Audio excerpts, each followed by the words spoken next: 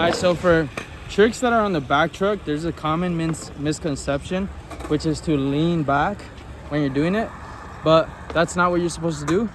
And what you are supposed to do is what we're gonna cover as we learn frontside feebles. I did it on this A-frame, but the same way I approach this is a very similar way I am supposed to approach the flat bar over there at the bottom. So we're gonna go over to the flat bar in a bit, but first things first, these patterns, concepts, however you like to classify them in your mind, such as staying centered over that lead foot, stabilizing yourself through the forefoot, being opened up to the direction you're going, staying engaged, whether you want to think about that as like bending your knees, getting the hips back, or keeping the shoulders to your knees. Regardless, you got to stay engaged, opened up, and all these patterns, concepts, you have to apply these things. So I'm going to go through each of them and give you some insight on how you can approach learning frontside feebles. First things first though, if you can't really skate the flat bar or obstacle you are trying to learn a trick on in the first place, you don't want to skip steps, in the sense of you don't want to try to force things, or you don't want to find yourself forcing learning that trick. And because either way, if you land it, it's going to take so much more iterations of it for you to actually learn it and be consistent. You do start somewhere, but it doesn't mean you should start from a forceful state. Okay, so we're gonna go to the flat bar. First things first, I want to make sure I'm warmed up to the flat bar, so I'm just gonna do a front board. You can grab your board. I'm gonna do a front board. On the way back, do a board slide, and really be confident with my pop to skate this, right?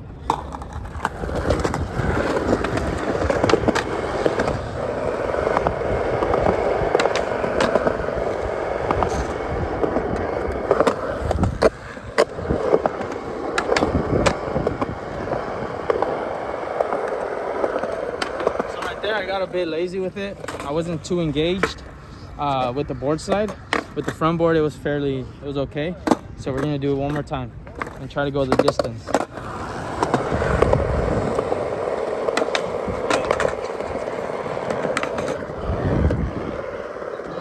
definitely didn't give myself a breather.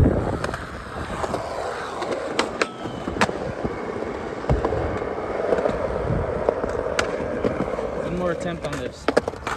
So the thing stabilizing you on a board slide is being centered over the rail, since both feet are not, so in the sense, the lead foot in this case, yes, it's staying centered over this lead one left, but then the lead one can change if you're going fakie.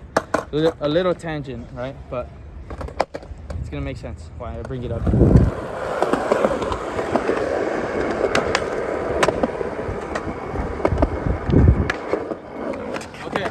So we got warmed up. We feel confident popping onto the board, onto the obstacle, which is the flat bar. So this, you have to do some analysis within yourself and ask yourself, is the obstacle I'm skating a bit too difficult? Regardless if it's because of the ground, the skate park, the fact that it has a little ledge under it, it might be a little too round, it might be squared, or it might be too thick. Regardless of the reason, you got to choose the right obstacle to learn that trick. If you're limited, guess that should give you more of a reason to get that much more comfortable with the tricks before it, which are generally like a front board, front 50, lip slide, and half cap board slide, tricks like that, right? Assuming you're super comfortable with those tricks and you got a good basis and understanding about how to approach a flat bar, such as approaching it in a parallel manner, right? Parallel. Instead of approaching it from a diagonal manner, because that's going to have your momentum crossing the flat bar, whereas we want to get on and go towards the end of it, or not cross and be fighting to keep ourselves on the board, right? On the rail. That's basically a compensation and something we don't want to refine. We don't want to. Examples. What's up? Give 2 examples: a parallel one and one where you go. Well, I did give the parallel one. No, I know, but yeah, of course. But okay, so the other one. So the diagonal one would look something like this, where you're coming at it straight towards the rail. You go. No, but land it. Well, no, I mean that's it doesn't matter if you land it or not. What I'm saying is you don't want to build on top of going to the other side, because let's say you get onto the front board and you do that, right? You're still in the center right over the flat bar. So that's where you want to build off of, right? I'm not saying land it or not. What I'm referring to is you don't want to approach the flat bar in an unfavorable way, which is diagonal. You want to approach it parallel. If you go diagonal, you can still land it, but then you're gonna be coming out. You still made it to the end of the rail, but let's say that rail gets longer at another skate park, or you want to challenge yourself to go the distance. It's gonna be so much more harder because you're trying to fight those compensations. So set yourself up in the beginning and approach this rail parallel. Now, it just so happens that if you're doing frontside feeble, most times if you're approaching it diagonal, it's gonna be so much more difficult to really get a lock in, because generally you want to be centered over the rail, not doing the front feeble from the side. And if you get comfortable approaching it diagonal, you might have this inclination to force the lock in from a side, like a side posture, instead of being centered right over. So we want to be here, have this variability, not this, right? Okay, so that's about how to approach it. Now, if you're approaching it in a parallel manner, but you're not able to really lock in comfortably and you don't know where your weight should be, just keep in mind or ask the question, what foot is stabilizing you? Is it the back foot or is it the front foot? And if the front foot is the lead foot, then why is it that I feel like I need to be over the back? You ask those questions, you start to find out things like, okay, the front foot is allowing me to keep the board out of the way, but the back foot is keeping the lock-in stable. So a lot of us think about forcing this pressure so that we can get the lock-in, but your weight simply being over the board is going to allow it to settle in and keep you locked in. So I'm gonna do one frontside feeble, and you're going to notice how I'm over the rail, not from the side, and I'm also not trying to jam the lock-in, right? I'm not trying to force it. I'm trying to feel it and be flowy fluid. So maybe you can get it from the bank, and I'm just gonna do a front feeble and just straight away. Notice how I roll off and everything.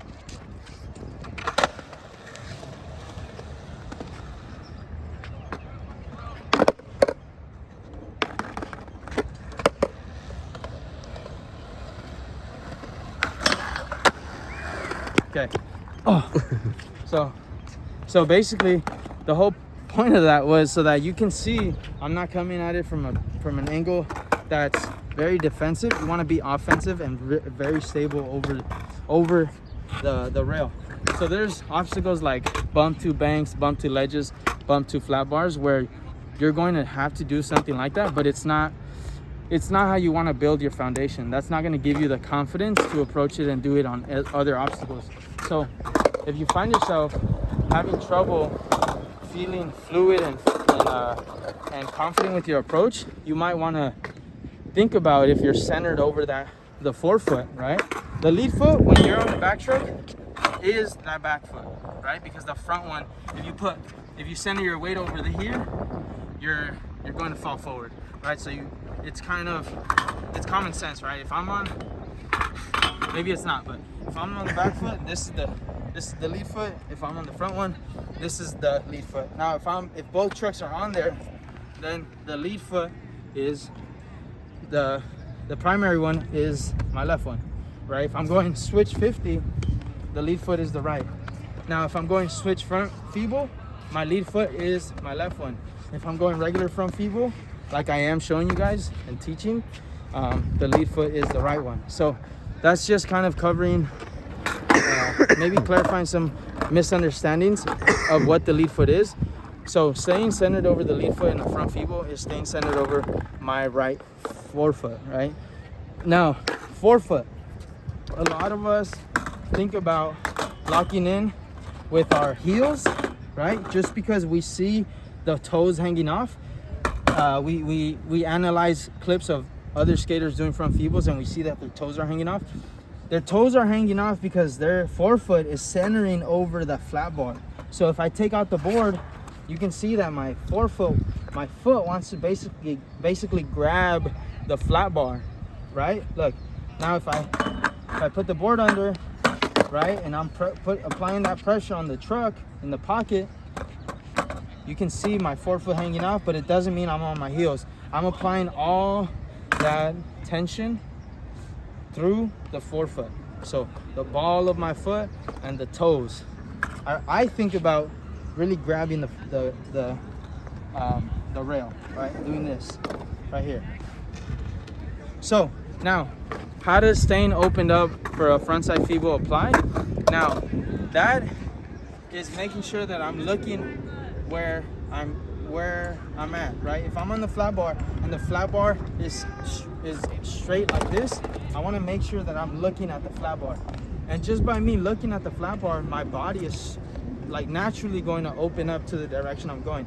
Now, if I'm looking at my front foot, my shoulder over here is naturally going to want to come in, and therefore my momentum is going to go forward. We don't want it to go forward. We want it to go towards the end of the obstacle, right? Or stay over the obstacle. So stay over the obstacle by making sure your eyesight and your body is open. Your eyesight is allowing your body to open up to the direction you're going. So now, let's say I want to do a front 180 pop out, front feeble, front 180 pop out.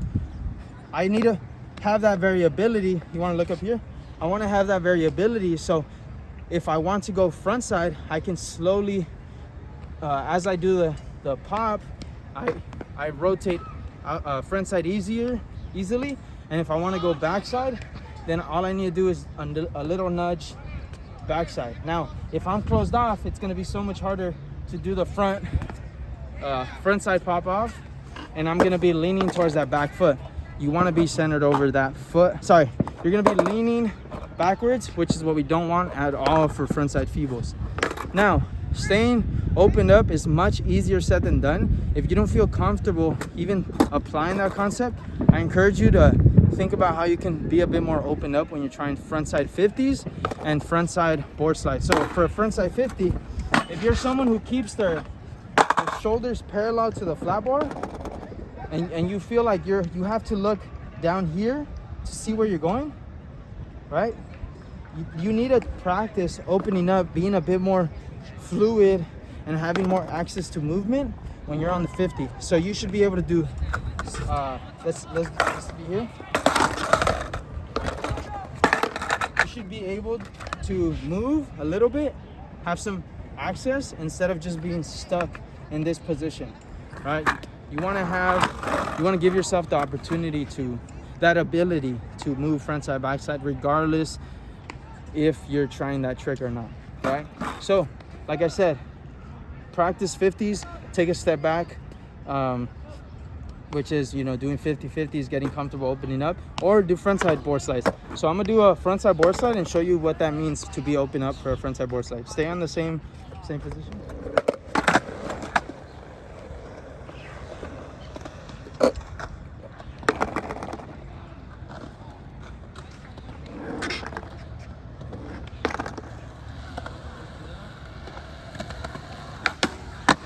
So you see how like this top half stays opened up, and what goes forward is my leg. So my hip, this basically the bottom half is what turns, and this kind of stays from here to here. So have that variability and practice that range of motion, refine that range of motion as you take a step back and do frontside 50s or frontside board slides. Now, having said that, if you don't feel comfortable doing frontside 50s or frontside board slides, it may be a bit different because you don't have any reference points. So it's super important you get a bit more confident through those tricks. Now, to land this trick, right? A lot of people release tension on that back foot too soon, so they kind of just dip in, or they release tension too soon and they start to slip back. You want to make sure that towards the end of the obstacle, you still stay engaged. You're losing engagement, oh my god, which is releasing tension from that lock-in, and it's just kind of having the board go sideways. It's having the board go forward, having the board not really stay leveled, diving in. or it's having you slip back. So you want to make sure the whole time you're on the feeble, you're engaged so that it can just be on there the whole time, right? So you're gonna see another close-up. I want you to be where that sign is, please. Okay, where that sign is. So you can see how I'm engaged even as I land. I want to start low and end low, and this is gonna be an example of what I'm talking about or referring to.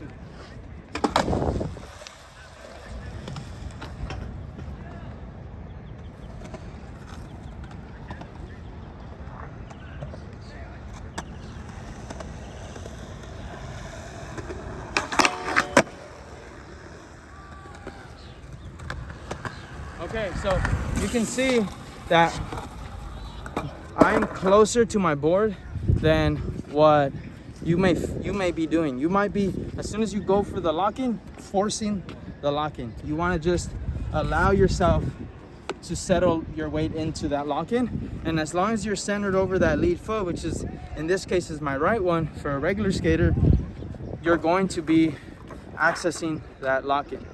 Right, it's the same thing for tricks, like for any trick really, but in this case I see a lot of times so much force being applied when we're trying to lock in. So if you feel like you could just do this, go front feeble and do hit the corner only kiss it, it's because you're trying to push your weight or force your lock in. Don't force your lock in, let yourself settle in to that lock in. Now I'm trying to think about what else I can mention with the front feeble. Opening up, stabilizing yourself over that forefoot. Your toes are hanging off because your toe wants to keep you centered over the rail, right? Not the tail. And we want to make sure we have access to go frontside, backside, or do any other trick. Make sure it stays feeling fluid. Make sure we're prioritizing feeling fluid. So if you don't feel fluid and you're forcing the lock-in, then go back to the front 50-50s. Really feel what it means to settle in to the grind, right? With a 50-50, if you feel like you're smacking your trucks onto the rail so that you can lock on heel side, cross lock, whatever it is, you want to make sure you're really being intentional about settling your weight inside. So as we go to the shade, I'm just thinking, what's something else that people might, have trouble with frontside feebles? And yeah, I think it's really that, us trying to force a trick that we're not ready for. Of course things can happen with force, but it's never going to feel as efficient. Efficient. Yeah, it's never going to feel as efficient, or you're not going to get the same amount of gratitude or like hyped up feeling that you would get if the trick really feels good. So give yourself a chance. Focus more on making things fluid, prioritizing flow with that trick and not forcing it. So let yourself settle in to the lock-in. With the frontside feeble, do not lean back. Let me say that again. Okay, having said that, that's the end of this video. Hopefully you enjoyed it. Let me know in the comments what I missed, what I can clarify, what I can elaborate on when I talk about frontside feebles in the future. Hop on the lives if you haven't already. Memberships coming soon, so leave your request now before it's too late, and I'll see you in the next video. Oh, if you're interested in lessons or coaching, hit me up at profe.carlos, profe.carlos, and we can talk a little bit about how getting a bit more fluid on your board looks like, how doing some frontside feebles are, or maybe just how to get out of a plateau. Regardless, I'm there on Instagram, I'm here on YouTube, and we'll see you on the next videos. Peace out.